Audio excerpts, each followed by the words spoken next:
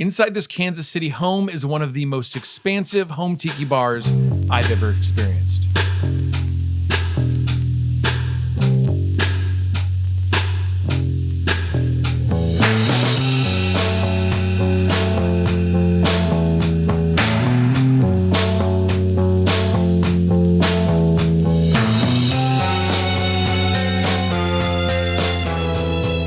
One other thing, if you stay to the very end, I'm going to show you the secret Disney bathroom.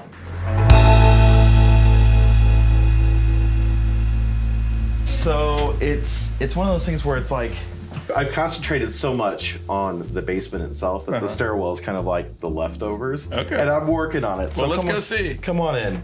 This is the Flora Lounge. Wow. So this will eventually be my tribute to Exotica. Hawaiiana. So I'm trying to take it all the way to the ceiling, but obviously, as you can see with the ceiling height, it's a little precarious getting towards the top. But yeah, I don't even know how you would hang stuff up here, but very safely. you'd have to rent scaffolding. Yeah. So wow, look at the chin tiki stuff. So that was the first ever piece of paper ephemera and items I ever got from eBay. Way back in the early 2000s. So you started collecting in the early 2000s? Yeah, and a lot of Chin-tiki stuff came up, and I got in a bidding war with the guy. I'm sure he was probably from the Michigan area. Right. But that was the first stuff that I ever collected. Very cool. And you'll notice on the how logos, appropriate. It's like at the front of your whole collection here too. And the logo that I use is the Chin-tiki on my logo because it holds a little bit of sentimentality to me. Yeah. Because this was the first thing that I ever had. Amazing. So there's some Papua New Guinea stuff on the way down here. Yeah. Like I said, this is kind of overflow because I've filled the walls downstairs. Well, your overflow is pretty cool. Yeah, and I have some Ken Ruzick pieces and some Disney posters and... Okay. Very cool sign. So what's this guy? This is my little tribute to Tiki Cat. There are Tiki Cat pieces like spread throughout the bar, but this is kind of what we would see when we went to Tiki Cat is the rules outside. Oh. And so I was lucky enough to go up to Max's and talk to Mark and see the stuff that he had managed to pull out before they closed down, and he was warehousing there at Max's, and he let me pick a few sentimental pieces. So this is actually it. This hung outside the door next to the light that would flash red or green, whether or not they were accepting walk-ins or not. Wow. Being here in Kansas City for the first time I've ever been here, there is like a very open scar or wound from the loss of Tiki Cat. It's a broken heart. We always pour one out for Tiki Cat. People are R.I.P. devastated. Yeah, we were spoiled, rotten with the amount of just the tipsy factor that was in that place. And for not having Tiki for so long, and then we're blessed with that, and then it gets ripped away from us just 3 years later. It was only 3 years? Yeah. I mean, it was like right as the pandemic hit, they kind of like, okay guys, we're closing down, we don't know what's going on, and then it never came back. So yeah, there is a scar on our heart there. But yeah, so you'll see little pieces throughout, including here. Here's the welcome image that Anthony Carpenter did. That was the mural that hung inside Tiki Cat. So it's signed by Anthony and Mark, Bamboo Ben, Mark and Kate. So yeah, it's our little tribute. Oh wow! Some of the bartenders and our Mocan Tiki crew. Over on this side, we got a Whitco piece here. Ooh, okay. That has some significance to me because the Islander in St. Louis that existed on Gaslight Square, I've got some other pieces from there, but this was what they used on their matchbook cover, was this Whitco piece. Wow, okay. So yeah, it's kind of significant to be able to find it, yeah. And in St. Louis of all places. Right. Then I've got some Kansas City menu pieces here from the Kon-Tiki. Yeah, the Kon-Tiki, which is the layaway event mug this year. That's the inspiration for that, the facade. And we kind of wanted, I don't know if you remember, Tiki Farm put out a Kahiki mug that was really huge and chunky and just big in the hand. I wanted our version of that, using that facade, because it has that same shape as the fireplace in the back of the Kahiki that they used as that mug. So, and then Bretton's Bali High was another really popular tiki bar here in town. in the basement of the Breton's dining room. Opened by Max Breton. The upstairs was kind of like a mainly Jewish and continental fare, but then he opened up the Bali High room in the basement, and it was full on South Pacific. They were big supporters of Kansas City theater and theater in general. His wife actually performed on Broadway. And so when they moved here to Kansas City, he wanted to continue supporting theatrical arts. Well, clearly, South Pacific came through in '63 when they opened up their room. So they actually hosted the cast and some of the crew from South Pacific. You can see that's the Starlight Theater program from that performance. They hosted them at the restaurant, and I'm pretty sure that's where the Bali High name got dreamt up. So it's like amazing. That's the significance of that. Yeah. Do you always just have legends of tiki sitting at your bar, waiting to be served? I'm actually it's a statue of me. Statue of Sven Kirsten. I 3D printed them. Wow, it's big in here. Look at all of this room. Yeah. Oh. So the story behind the bar is that this was kind of your typical, like, just general rumpus room. When I bought it, there was like lime green shag carpet. There was like fuchsia carpeting up the support poles, peach colored walls. I was just like, oh, this is an eyesore. So slowly over time, I kind of wanted to redo everything, but I always had this drop ceiling in here, this white drop ceiling, which always just kind of set me off because it's like you can't really have that tiki bar feel with a full white drop ceiling. So back in March when we decided we were going to do this event, I did a total remodel. So I tried to pull down. Oh, so this is all new. This is all new. Wow. And it looks incredible. It was still being worked on up until early September, so. Until yesterday. Yeah. So the flow is kind of like when you come in here, this is kind of like a shipwreck. The flow, you come into here, you've made it onto land. Where did these things come from? Sorry to interrupt you. No. This is Dave Hansen. Yeah. This was on the poles at Tiki Cat. Oh, wow. And when he found out that they were pulling all the decor out, he messaged me. He's like, dude, you've got to save those. So very cool. What was in my budget was one. Right. But how cool. But yeah, that's sentimental to me as well, just because it's like we would always sit there at the bar and be right next to those carvings. So wow. Yeah. So it's a shipwreck and you come in this way? So yeah, it's like the natural flow is kind of you come in, you come onto land, you meet the natives. So this is not necessarily tiki, this is more kind of, just your native African, Caribbean inspiration. Exotica, yeah. Yeah, just general exotica. The exotica room. Yeah, I don't really bill this as a tiki bar. It's more of an exotica bar because there's a lot of different influences there. I do have genuine tikis. But, you certainly do. But I love this aesthetic as well because, I mean, like these albums down here kind of exemplify, there was this bleed over of African safari, like Asian, all kinds of, Yep. So this corner is kind of like to represent that. Okay. There's a bird in here. I can hear birds chirping. That's my rain lamp and my pump went out on it. So I have it upstairs, but it's just like, it's such a beast to get into a rain lamp and do rehab on it. Yeah. Because you almost, if you're going to take it apart, you almost want to clean or replace all the fish line wiring through there. So yeah, I have extra pumps for mine too. Yeah, and I just never even I didn't want to tackle with it. Yeah. So yeah, this was kind of like that. There's so many tiki cats. Yes. Where did he go? Tiki cat. Well, you can't have Tiki Cat items without actually having cats in the house. It just doesn't seem appropriate. Which is like great because I'm so allergic to cats. But as long as I don't touch them, it's cool. Well, the running joke is in the shag print that he made for Mark Sellers during one of the anniversaries. There's 5 cats in the print. So we're like, you know what? We can't really have a genuine Tiki Cat, bar if we don't have that many cats. 5? We have 7 total. Yeah, we're crazy. We're crazy cat people. Jeez.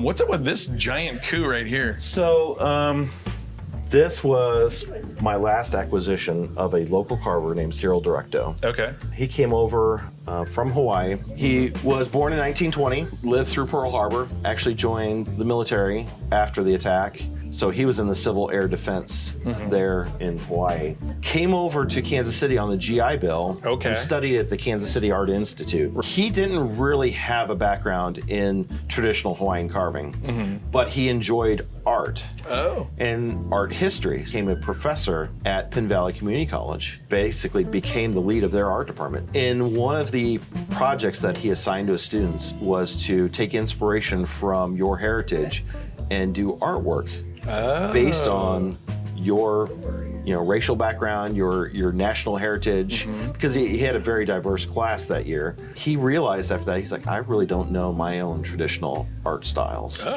So he requested a sabbatical to go to Hawaii, studied at the University of Hawaii, studied from carvers of that generation, and just it clicked. It took off. He became a proficient carver. Yeah, I mean, this is insane. He was teaching classes for the University of Hawaii, carving classes.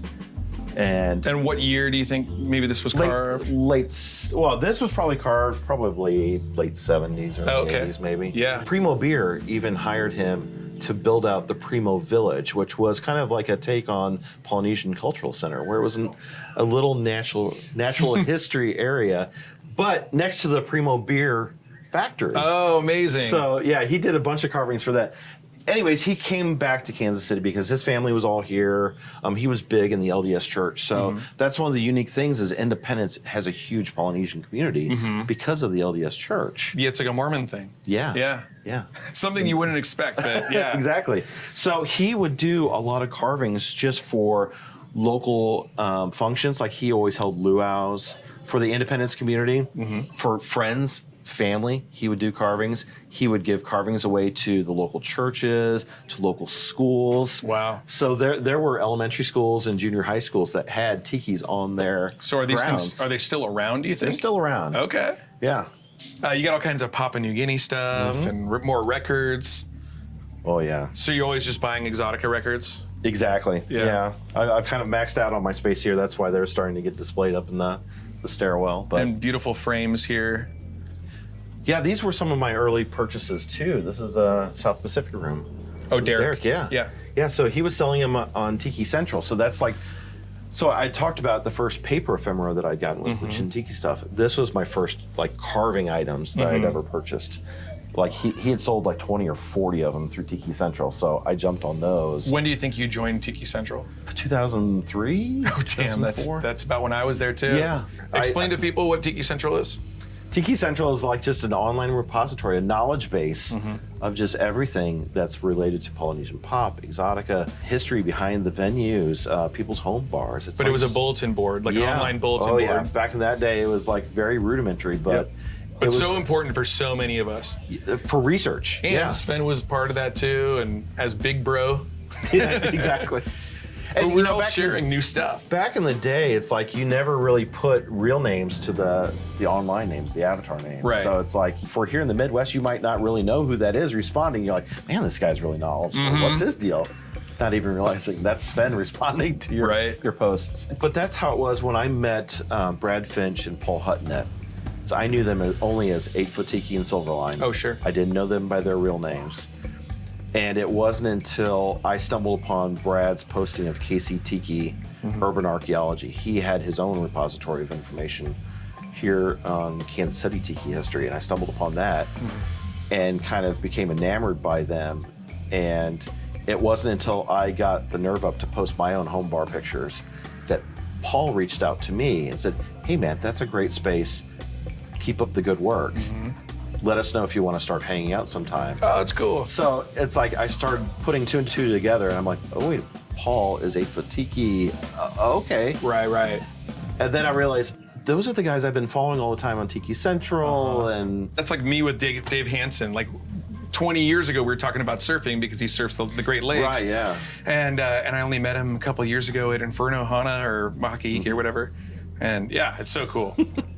Pearl of Wisdom. I had been on the hunt for one forever. I want one of those so bad. Pete and Katie up in Cudahy, Wisconsin, from the Black Lagoon Room. Right. They had found this for me, $25, and they came and vended at one of our earliest tiki community events, the Malahini, back in 2018, and they were kind enough to drive this down. It's like, Oh, it's so cool. I still can't believe it's like $25 for something know. like that. I mean, it's marked up pretty good, but it's Yeah, like, but it kind of doesn't matter. Like yeah, there's some it scrapes doesn't. and stuff, but you know that it's old and it's lived a life. Looks like more Dave Hansen stuff here, or is this actually? No, those are vintage? actual. Okay. So these pieces here, and you'll see some over here. Funny story is that of all places, they were out in western Kansas in the small town of Goodland. Right. At an antique store. She had posted a bunch of stuff on Facebook Marketplace, and she had just like 20, 30 pictures just full of artifacts lining the walls of her antique store. I'm like, what's the deal? In western Kansas, there's nothing out there.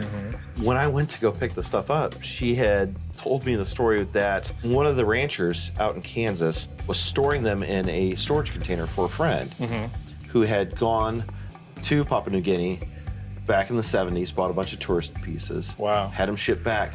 They got stuck in customs because he was in the middle of a divorce and his wife made claims against them in court.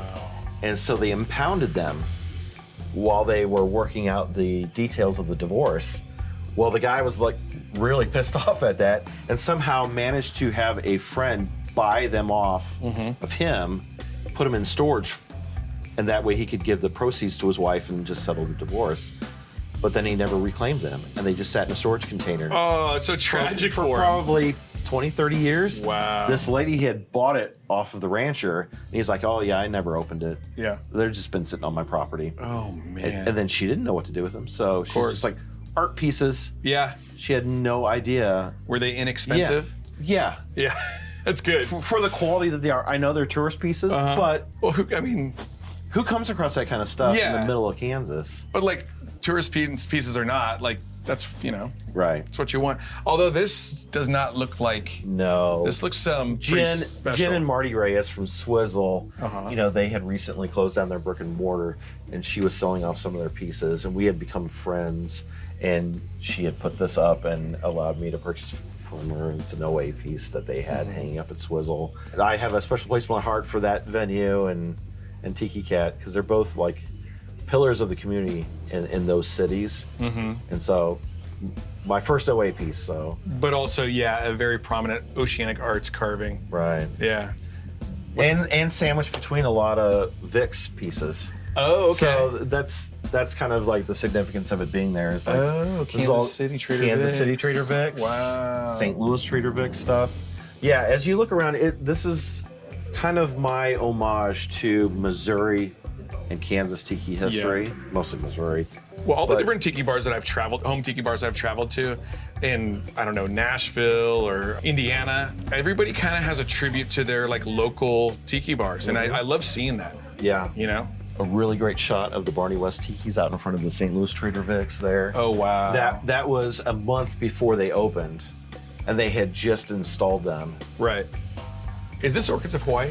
Yeah, I believe so. I just recently got these, and the guy thought they were oceanic, but we looked in the Orchids catalog. Yeah. And I think just the way that the shells are oriented and the look of the resin pour on the bottom, I think that's got to match the Orchid stuff. So. It seems like it, yeah. But it's probably a pull from one of the restaurants here in town. Wow, yeah. 'Cause if you look at the way they're built on the inside, it's like, okay, yeah, that's 60s, 70s era orchids. I always say that I want, what's it called? Peacock chair. But you really need a giant space to have a peacock chair. And you literally have a space that you can have a peacock chair. I've always wanted that sort of Instagrammable, part of your bar. Right. Yeah, because you look at a lot of prominent bars and they have, like at the Royal Hawaiian Laguna.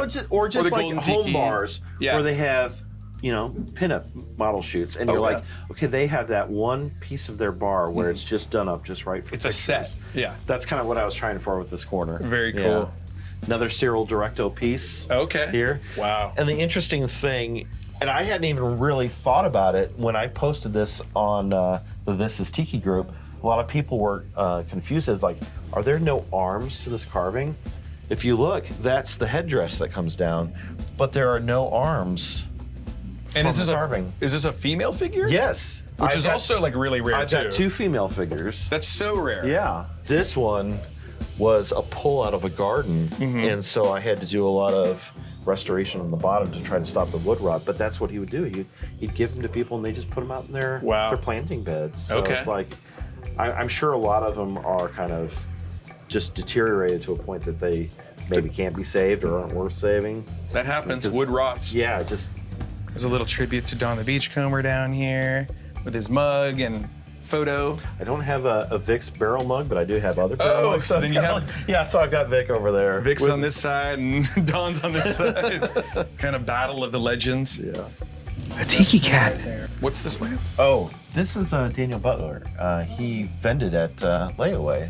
Oh, so yeah, Daniel. Once I pulled down the drop ceiling, I needed a lot of lamps to kind of fill the space, and I knew I couldn't make them all myself. I've made a few in here. This is super interesting. What is this? Just an LED panel? It's just it's just for color. Yeah. Yeah. So, we still wanted full light in here if we ever came down here and did other things. Oh, so that can go white light. That can go full white. Okay. I can change the uplight and downlight colors to whatever I want. Wow, really? So this is just kind of how I settled on the color palettes that I want. But yeah, it's to kind of replace the giant fluorescent lights that were in the drop ceiling. So, that's a good solution. Yeah, they're nice products and they fit right in between the joists.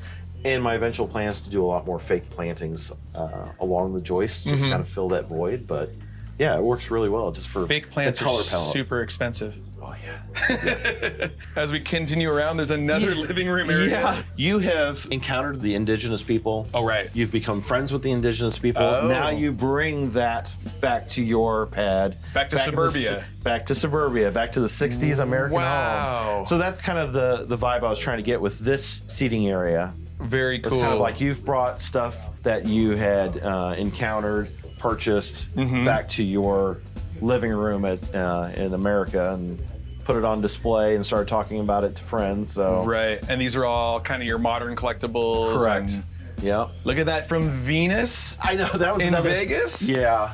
Wow. That's how I first fell in love with Shag's art style. Really? Was when he was doing Venus and when we had gone and visited. And Taboo Cove. Yeah. The first modern tiki bar in Vegas. Exactly. Yeah. That's the stuff I managed to bring home. So early on, I was doing a lot of shadow boxing, but then I realized you can't ever access this stuff anymore. No. So it's kind of permanently hung, but I started on all the other collages of stuff. It's just in tension frames, so you can pull it off the wall, pop the glass out easily, and then handle everything if you want to really look at stuff. And then you get down into here. This is a very famous menu. This is an actual one? Yeah. Man. My Hilton Hawaiian Village. My great uncle and my grandparents, they went to Hawaii and stayed there at the Hilton Hawaiian Village. Back then? Yeah, and brought it is Chimp in Orbit. They brought this one home. That's another one because I always wanted to see the backside of it. This one's in a frame. I'd never actually had a version of it that had the backside of it. Right. But that's a piece that they brought home. That's pictures of my great uncle. They just think that's a postcard or just some photo I found. But that's actually my great uncle. Wow. Look at that. Yeah. Dude. So that's him at the hula show. So it's like it's so cool. That's why there's little tributes to Hilton Hawaiian Village, just because that's where they stayed during their vacation. And also the Hilton Hawaiian Village had so many incredible cocktails. Also like Martin Denny, Alfred Akpaka, Elvis. So of all the hotels that they could have picked, that was the right one. Yeah, exactly. Yeah. They lucked out. Get some Chinese jade tiles, some swag lamps, a big shag print. Oh, this is with the cats. Exactly. That's the Tiki Cat. That's the anniversary print. Oh, it is. I see. Okay. So yeah, it's like I still have to have that tribute up.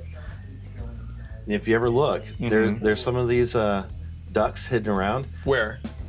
This bar. Because in Tiki Cat, the duck would always be hidden around in the plants on top of tikis. It was kind of a running joke. Just one particular duck? From opening night. And the significance is that duck was it was in a punch bowl at the baby shower for my wife and I when we had our first child. Really? It was in her purse and she just set it in a plant. Because she was blissed off her mind. She was just like, well, I'm just going to set this here. Yeah, yeah. And then people found it and were like, what the hell? We're going to move it. And so it just got moved around. So this is another one of the ducks. The original duck never got found, but this is another one of the ducks that we saved from that baby shower. Okay. So there's little ducks around if you can find them. Oh, I see. That's the most prominent one, and it sits here because Tiki Cat. Find them all, right.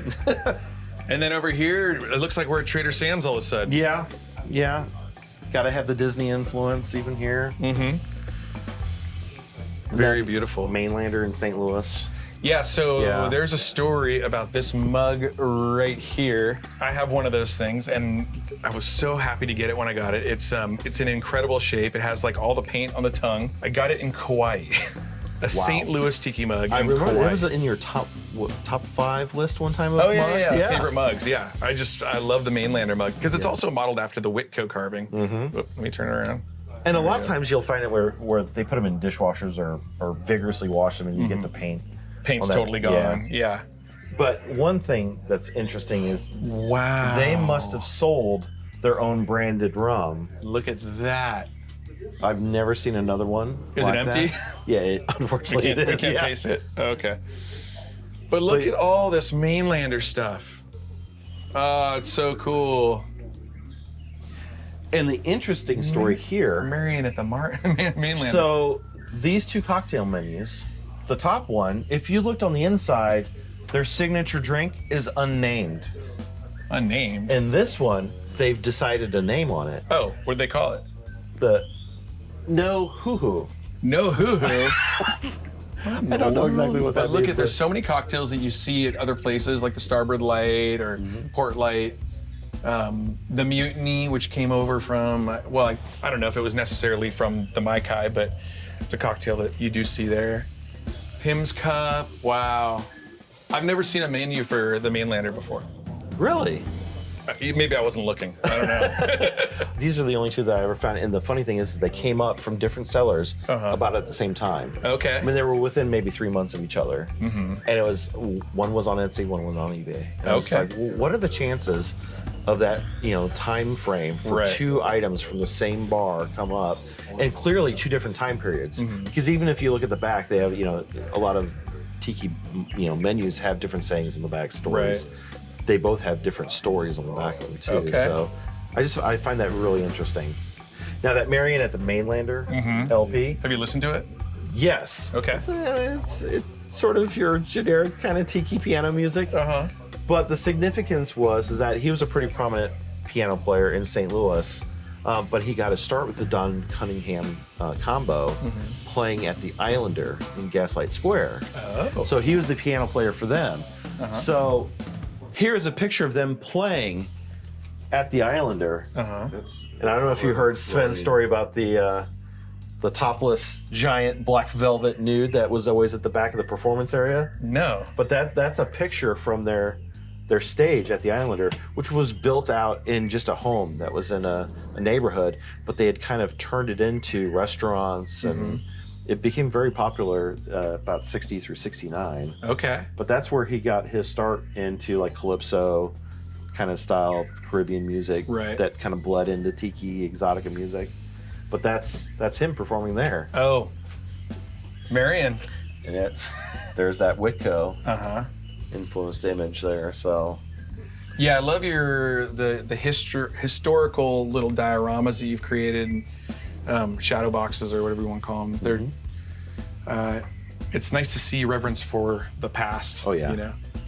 more history, St. Louis Trader Vic's items. These are some of the earliest pieces. Like I was talking about, I used to shadow box a lot of stuff, but then realized I couldn't get access to it. Yeah, sure. So Then they it's were like- just trapped in it. Yeah, and I kind of wanted to stop doing that permanent mounting. The way I did it, they're not permanently mounted in there. I could still take stuff out. Yeah, sure. But it's a pain in the butt. Uh-huh. So. You have a trading license.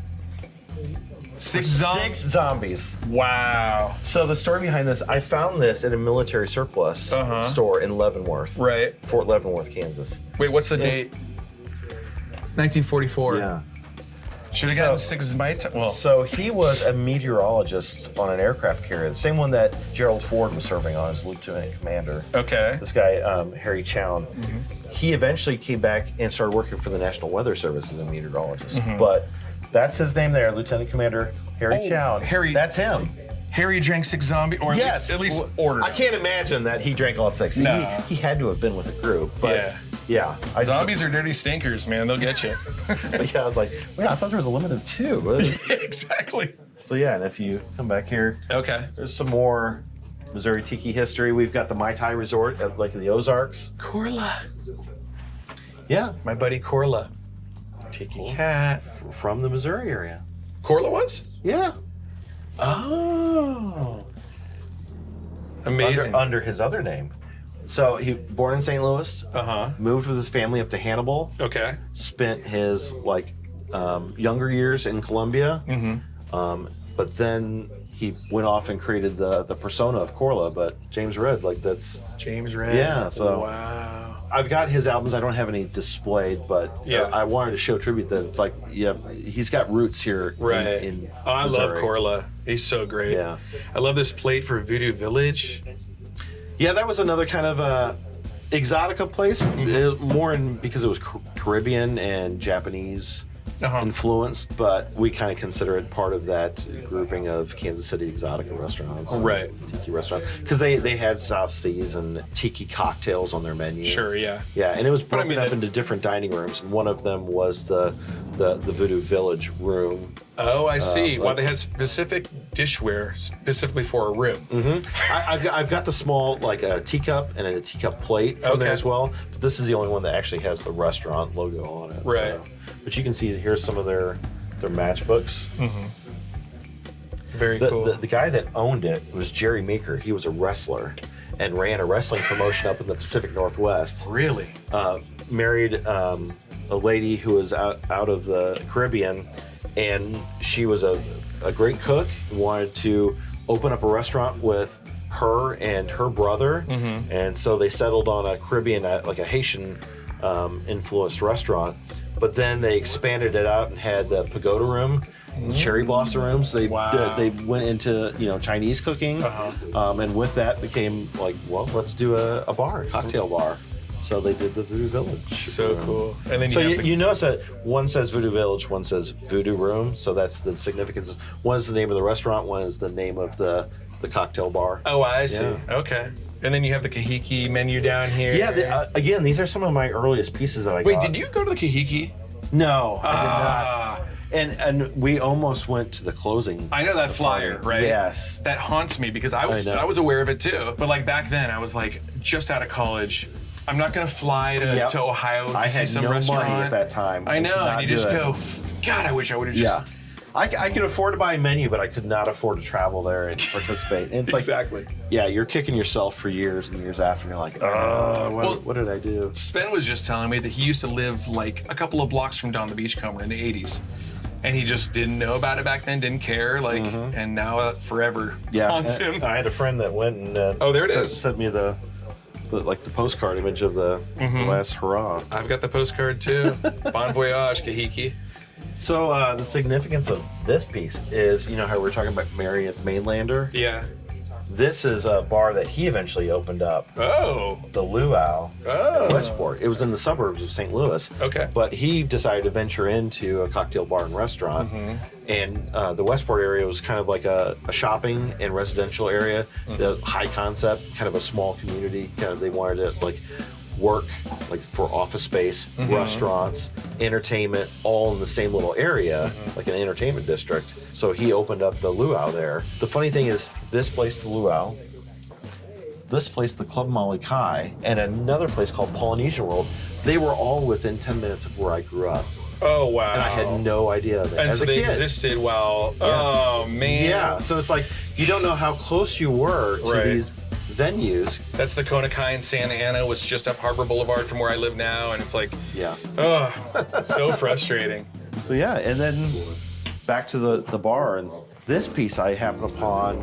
A couple was selling it. The story is that a base commander at Whiteman Air Force Base at Nam Noster served over in the Philippines Right. back in the 50s. Brought this home with him. From the Philippines? Yes. Wow. When he got assigned to Whiteman Air Force Base, he had everything shipped back. This bar was one of them, and it had just been sitting in his house ever Right. since. So it's they got it off as a estate sale, and we're selling it off. So it's it perfectly fits the space. And I love the carving on the front.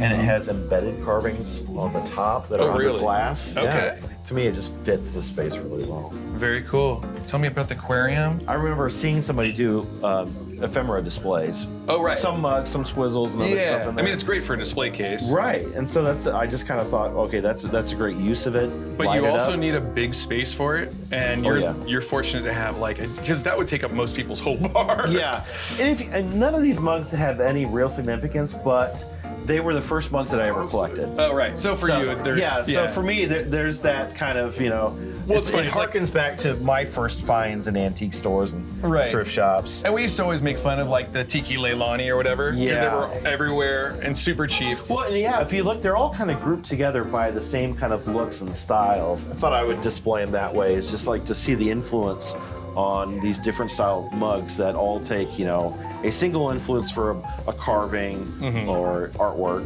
Do you still buy mugs? I don't really have the space for them anymore. You don't have the space for them? Well, Are you high? You have more room than anybody I that I've know. ever seen. Yeah, I mean, you run out of walls You do. quickly. Yeah, so then eventually you start having to do like little half walls or like subdividing rooms. Yeah, or like floating shelves or something like that. Something, yeah. Now, if you want to take a look at the back bar here, Yeah. these are kind of, at least for me, my most coveted pieces. Uh-huh. A lot of the Tiki Cat original mugs, so all the way from about here over is all stuff that Tiki Cat released. So remember, they're open for a span of 3 years, and look at all the product they put out for anniversaries and just the opening day mugs that Anthony Carpenter designed. Yeah, I love the just- reverence for the Tiki Cat era. And then you see a lot of other Midwest stuff like Inferno Room and Three Dots. This is a lot of Nebraska stuff, with Mount Fuji Inn, the Mai Tai Lounge, the Akutiki Inn, Lincoln, La Colonna in Omaha. Then you have Tulsa pieces from Saturn Room in Francoma. A lot of Kansas City stuff here with the Konakai Coffee Grog mug branded on the back. Konakai Coffee Grog. Do you think they did the pouring fire thing? I've never seen any pictures of them doing it, so I can do that for you tonight if you want. Might burn this place down. Please don't. Okay. Breton's Bali High mug with your standard Wahine hula Islander, girl on the yeah. front, but on the back. Yeah, that's cool. And then just some other places like Harvey's Lake Tahoe, Hawaiian Inn. So stuff that just has some age and history to it. But then you still have enough room to display rad rum. There's a Hamilton rum there. Huh. It is glowing invitingly. So It is. I had a sip already. Okay. It's all open to you. You can... So you do have the Hamilton 86, but I feel like you're missing. I'm feel like probably you're missing a lot. I Well, like this. one in particular. Yeah, the Breezeway blend. Well, I guess we have a party to attend to, right? Yeah. Okay. Yeah, You gonna make get set up drinks? for it. I am. Let's go. Thanks for sharing the place, man. I appreciate it. Yeah, thank you so much. Cool. Now, if you stay to the end, I'm going to show you the secret Enchanted Tiki Bathroom, Disney style.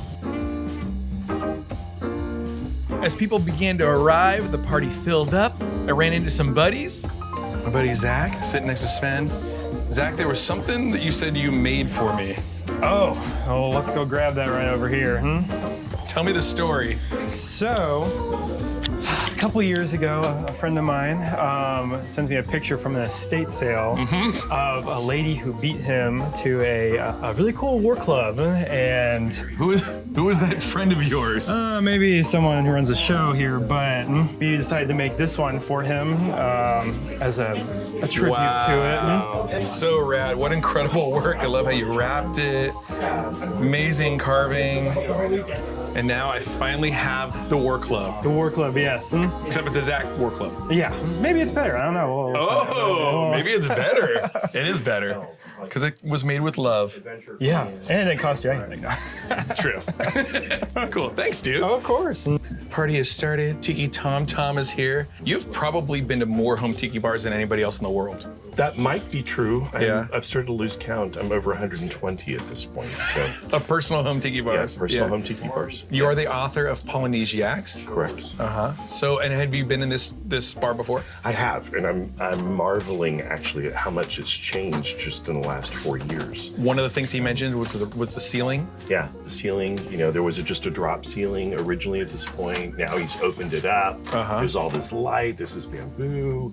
He's also organized the space like there's like conversation areas now, and he just took me on this tour of like different influences. So you've got like African Caribbean influence. You've got Papua New Guinea influence. So it's amazing all the stuff that he's done. And then kind of suburbia, actually, at the last Yes. part there, yeah. For all the tiki bars that you visited, how does this rate on the size scale? Probably on the medium to larger side. The average, I would say, is probably about half of this size. One of the things I've noticed is that people regionally lean into the vintage tiki bars of their area. Yes. And one of the things that Corey does exceptionally well, I use him as an example, actually, of one of the principles I talk about in Polynesiacs, which is a lot of times home bars become places of historical artifacts. So Corey's the person that has collected by far the most, Kansas City, Missouri, Kansas, Mocan Tiki is what they're calling it at this point. He did things that other people weren't doing, and that was he was collecting menus and ephemera, napkins, things like that, when others were focused on collecting art. Right. And so he has just got an amazing collection of that here. They're very knowledgeable too about all the stuff, including the tiki behind you, which is this monstrous thing. Yeah, gorgeous. That was just like a local guy. His collection is just amazing. It's just so much good stuff. Yeah. You have a new book coming out, right? I hope so. Yeah. Well, you're gonna do I something keep with writing on it at this point, but yeah, Yeah. I've actually now, let's see, as of this weekend, I think I've photographed 115 artists at this point. So yeah, I'm hoping to highlight the artist of Tiki. Very cool. We'll keep an eye out for that. Thank you. Tiki Cat. Oh, it's so rare that I see a home bar that's this big. I was gonna say it's probably the exact opposite of the places you visited so far, where it's kind of Pretty tight. cramped and tight. Yeah. That was right at the moment when I heard something coming from the bathroom. The Enchanted Disney Bathroom was calling. Not like that, though. Hey, not over here. What? A lot of people came to Tiki through Disney. That's my story. My mom's aunt lived there in Anaheim, just a couple blocks away from Disneyland. We would all load up in the car, drive to California, visit her, and she'd take us to Disneyland. So that's how it started. So it seems sacrilegious to have Walt Disney shoved into a bathroom, but it's kind of like the last bit of space that I have. So yeah, these are all my Disneyland, Enchanted Tiki Room, Adventureland inspired pieces that I've just collected from over the years. As a kid, you probably bought some stuff and just it's gone. Once you move out of your house, your parents kind of probably tossed it. So this is all stuff that I've collected since, early 2000s, but Ken Bang stuff. exactly. Yeah, Dave Hansen Dave stuff Hansen, there. Enchanted Tiki Room. And then a lot of, the vintage pictures that were up on the Dave Collector's side, and Matterhorn, I think, were some early archivists of a lot of Adventureland pictures. I've got my tribute to the Barker Bird. And he's got Jose's coloring, but I name him Hefe because he's the boss. Right. He actually works. He does do a little show in here, so if you're needing to do some business, he'll entertain you. Oh, really? It's Yeah. actually a show? Yeah. So I have about an hour-long shtick of An hour? yeah, and he does it about every 30 seconds. Okay. But it's all bathroom humor. Okay. So, a lot of shag from the anniversary stuff that he's done for them. And lucky enough to have him sign some of the pieces because he did come for a Tiki Cat event. So he was gracious enough to sign a lot of pieces for me. So yeah, that's like one of those treasured things. It's like, it's Disney, it's shag. Right. And you got to remember, the skippers must always wash their hands before returning to duty. I think your backside of water joke down here is like super funny. I'm glad that you caught that. Because not many people, it's two jokes playing on each other. So Oh, the backs. Oh, man. Okay. Tiki Cat.